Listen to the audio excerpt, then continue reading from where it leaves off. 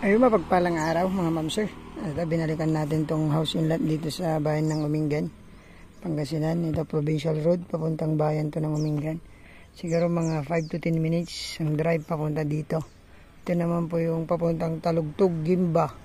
May lusutan pong papuntang Tarlac, Manila. Pwede po dyan. Ito, binalakan natin tong house inlet mga ma'am sir. May sukat po na 1.1 hectares. Yan. So, in-adjust po ni ate yung bahay kaya para pwede pong mag-business dito sa harap. Plano dati gagawing yung sa stall dito sa harap. So, di na natuloy. Bibenta na lang daw na ate. So, ito yung bahay. May 2 kwarto po yan. At saka isang CR. Kompleto po to. Internet, power line, saka tubig. Ito yung kanilang tubig. Tubig siya. Bago pa po itong bahay.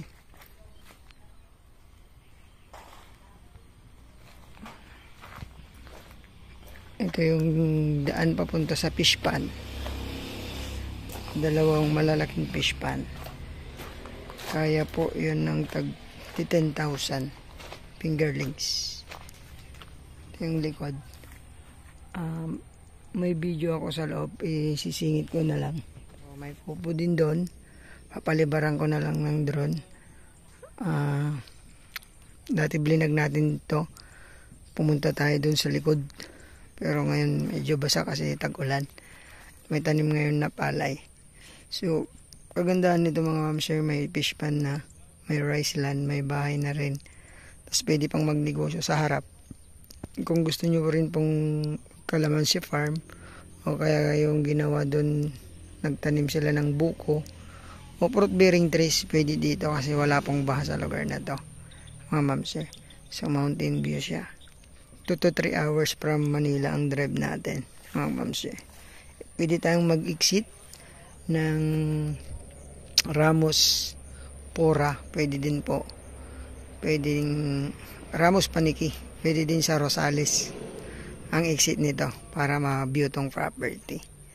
So 2 to 3 hours from Manila, tapos from Tiplex mga 35 to 40 minutes yung biyahe papunta dito. 1.1 hectares, clean title to mga ma'am sir, walang extrajudicial. Kami po ang naglipat ng titulo nito. Hanggang dun yung property natin. So parang yung frontage nito parang 20 mahigit yung kanyang frontage. So ayan, ang asking price ni ate 5.5 million. Sagot niya pong capital gain tax nito. Ayan po. Maraming salamat po, sana magustuhan nyo to. Bayan po ng Umingan, Pangasinan.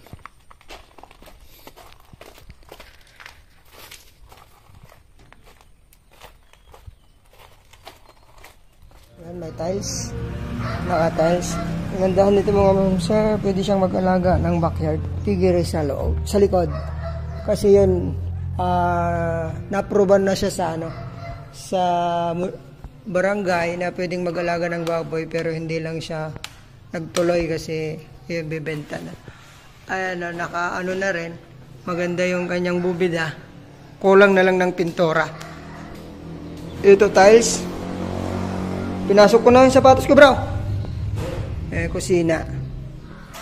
So, yung may ilaw. Umiilaw lahat to. Ha? Ang ganda, oh. Pailawin mga bro. Ganda. Ito yung sala. Ano lang. Structure lang binibenta. Yung mga gamit, iwan na kay pare Archie.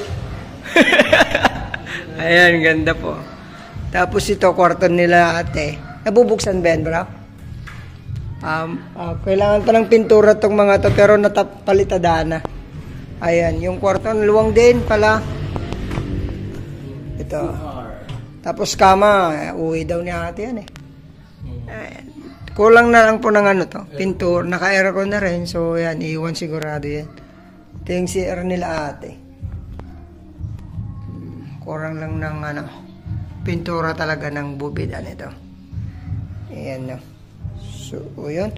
Ito naman, CR sa labas, common CR, tapos kwarto ng mga bata. Ito yung kwarto ng mga bata. So, wrap pa siya. Pwede siyang pinturahan. Naka-tiles naman na. Tapos, bubida, walang bubida dito. Pero may power line na siya. Ito naman yung common CR nila. Ayan, ang ganda rin, no? May shower siya, oh. Tapos, kurang na lang ng palitada. Bubida. So, pero pwede nang tirhan. Oh, mayroon ng ibon dito, Brad. So, hindi. Tagal nang di umuwi si ate, ah. Ganda rin po. Ayan. So, pag umuwi. Ito. Oo, ganun talagang mga ibon. So, ito ay mga gamit kukunin na ni ate. Structure lang po talaga yung binibenta ni ate dito.